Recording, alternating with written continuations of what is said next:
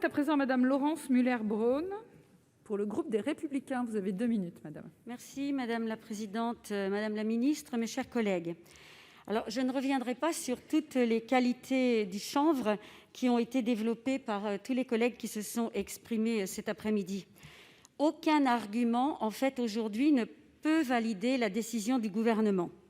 Déjà en novembre 2020, la Cour de justice avait jugé illégale l'interdiction en France du CBD, qui est autorisé chez nos voisins européens. Enfin, la Cour de cassation lui a emboîté le pas en juin dernier, considérant à son tour que tout CBD légalement produit dans l'Union européenne pourrait être vendu en France. Alors ma question est simple, allez-vous en interdire l'importation ? Oui, tout à fait. Madame la Ministre.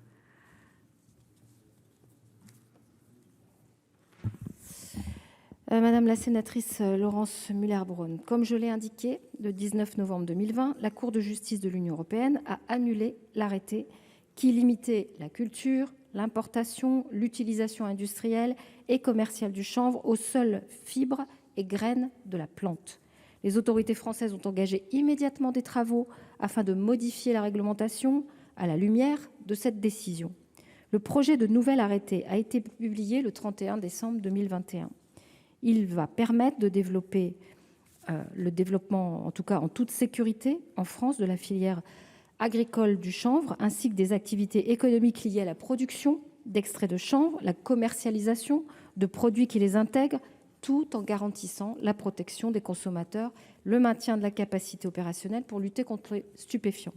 L'arrêté prévoit notamment la culture et l'utilisation industrielle et commerciale de toutes les parties de la plante du chanvre, sous réserve d'une teneur en THC qui ne soit pas supérieure à 0,3%. Les fleurs, les feuilles ne peuvent être récoltées, importées, utilisées que pour la production industrielle d'extraits.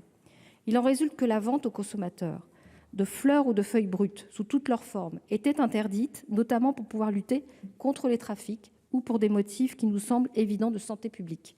Les risques liés à la voie fumée, l'impact du CBD au niveau du cerveau sur les récepteurs à la dopamine, la sérotonine, qui en font un produit psychoactif à part entière. Je rappelle que les produits contenant du CBD ne peuvent, sous peine de sanctions pénales, revendiquer des allégations thérapeutiques à moins qu'ils n'aient été autorisés comme médicaments.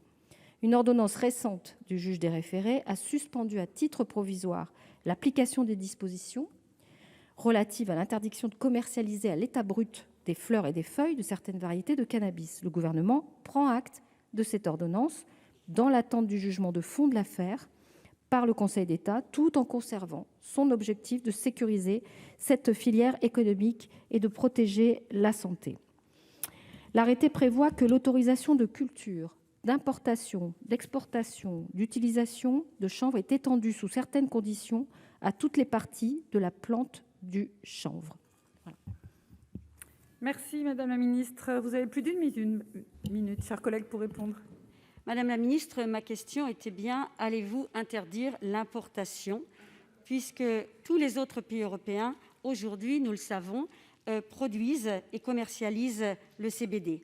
Vous ne pouvez pas faire entrave à la libre circulation des marchandises. C'est l'article 34 du traité de l'Union européenne.